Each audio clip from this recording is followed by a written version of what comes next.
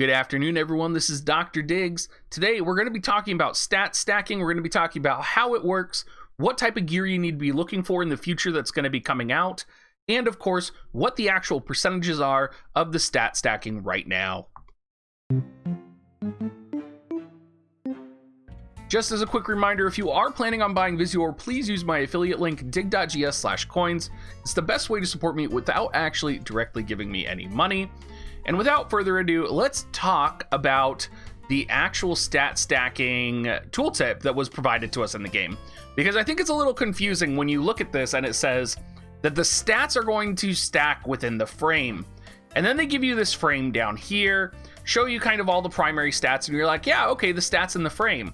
But immediately, your mind, when it says the stats within the frame stack, it's like, well, you could just say the stats stack, because whenever you say stats within a frame or stats within a box, my mind immediately goes to the box stats underneath the pieces of equipment. That would be like Sage's hat's evasion up, or Ribbon's evasion up and stop resistance, right?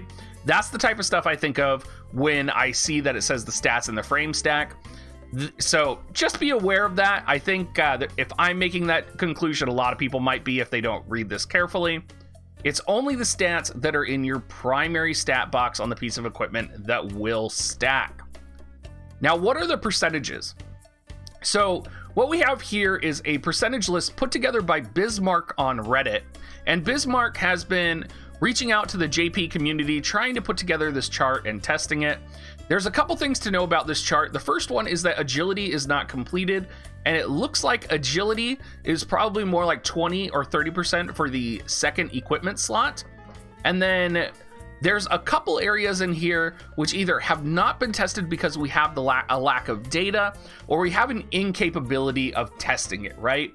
So that means that there either isn't a second piece of equipment that we can put on that gives critical evasion, for example, or there's not a third piece of equipment that we can put on that has critical evasion. So that is the drawback of this chart right now.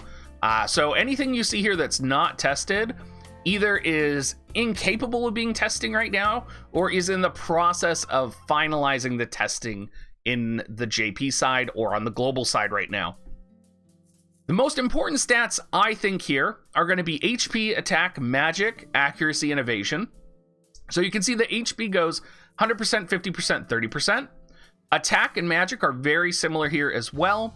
And then accuracy, 100%, 50%, 30%, and evasion, which still needs a little bit more testing at 100%, 40%, 20%. The reason I think these are going to be the most prevalent stats are these are the stats that are most likely going to be on all of the different pieces of gear that you have, and you're going to see stat stacking with them quite often. Particularly, what I'm thinking about is HP, and I'm thinking about how the HP modifier on all of your pieces of equipment from equipment 2 and equipment 3 are actually going to matter in how your characters survive in long battles. And I think it'll be interesting to see with these HP changes if Ayaka ends up surviving more instead of getting one hit. Same with units being attacked by Ruinstern.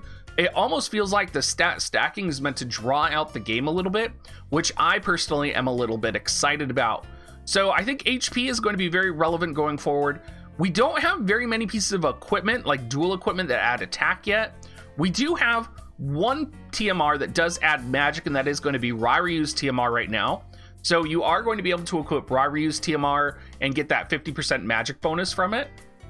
Defense and Spirit, I think people are going to be initially like really gung-ho about Defense and Spirit. Honestly, though, I think at 20% and 10%, when you're only adding like +9 defense, and 20% of that is going to be like 1 or 2 defense points, really don't think it's going to be worth it. What that breaks down to, particularly with defense penetration potentially from the Exorcist card that's going to be coming out, I just think stacking Defense and Spirit is going to be no good.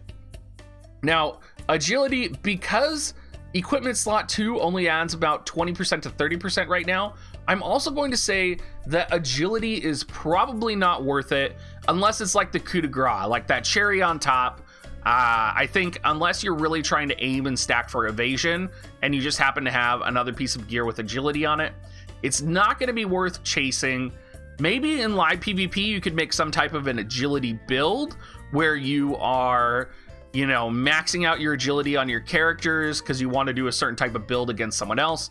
Totally viable, but I think for laymen or for PvE or arena or guild battles, the agility here is not going to matter too much. Now, there are a whole slew of equipment that will be coming out that you should be preparing for in regards to equipment stacking, and let's talk about those real quick. Some of them are TMRs, but most of them are actually event reward items. The first one that's going to be coming out is the Soul of Thamasa. Well, actually, that's going to be the second one. But when the Soul of Thamasa comes out, that is going to be from a Final Fantasy IV event against the two-headed dragon. It is going to add TP. It's also going to add magic. If you get it on the magic mode, it's going to add 120. So keep in mind, if that's a secondary stat, that's going to be plus 60 magic. That's very substantial. The water ring is also going to be coming out. You can only equip it on water units, and it does come from the 30th floor of tower. Look at that HP as well, 346 if that's your second piece of gear. That's going to be about plus 170 HP on your character, which is nothing to gawk at. And all of your water units would get essentially either attack plus 40 or magic plus 40. And it also has defense and spirit on it, where that may be plus 1 or plus 2 spirit. That's pretty cool. This is going to be a very viable piece of gear. And I would imagine if you have a water unit, you are going to be running this piece of gear on that unit no matter what. Mako's bracelet is very similar. I believe this comes from tower floor 40 because JP just had their 40th floor tower released. Very similar, except it's for light element units. So it's going to give the attack plus 80, magic plus 80, that defense and spirit, as well as that HP. And then finally, we do have some different TMRs. There were a variety of TMRs that I could probably choose from, but I went with the most likely relevant one in terms of building units.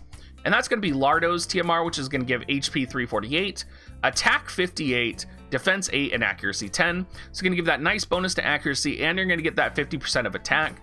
There doesn't seem to be too many options right now in terms of plus attack choices or plus magic choices. It just seems like it's going to be a nice carrot or cherry on top. Again, I don't think it's going to be remarkably game-changing yet. What we're going to be wanting to look for, though, is we're going to be wanting to look at different pieces of equipment, different builds, and potentially GL exclusive equipment that we are going to be able to build and put on our characters. And I don't think this is going to be the end of the reign of like Ziza's bells, for example, Uldoa's TMR, Glaciela's TMR. I think AP generation is still going to be king. And I think we're just going to see stat stacking kind of be a secondary thought or an afterthought to building characters who may not be AP focused. That would be like mages or, you know, units like Ayaka, units who are kind of more towards the side. I think the people who are going to get the most relevance out of stat stacking are going to be people who are utilizing evasion characters and evasion builds, since evasion is going to be on pretty much every piece of gear. We're going to have that counter, right, with surefire hit attacks, whether that's Gunners, Glaciela, Kilfei with Holy. However, I really think that what it's going to do is it's going to kind of close that or open that gap up between players who are running evasion comps and players like me who run hybrid comps, right? Where my hybrid comp, now that you have an evasion comp that's even stronger, my hybrid comp might not be able to kill your evasion comp without being a composition that specifically targets evasion units. So it'll be interesting to see how everything kind of changes there. Thank you so much for watching, everyone. I hope all of you guys have a wonderful rest of your day. We are going to be streaming tonight from 5 p.m. to 9 p.m. Pacific time, so I hope you come and check us out. And you guys, I hope wherever you're at, the weather is good for you.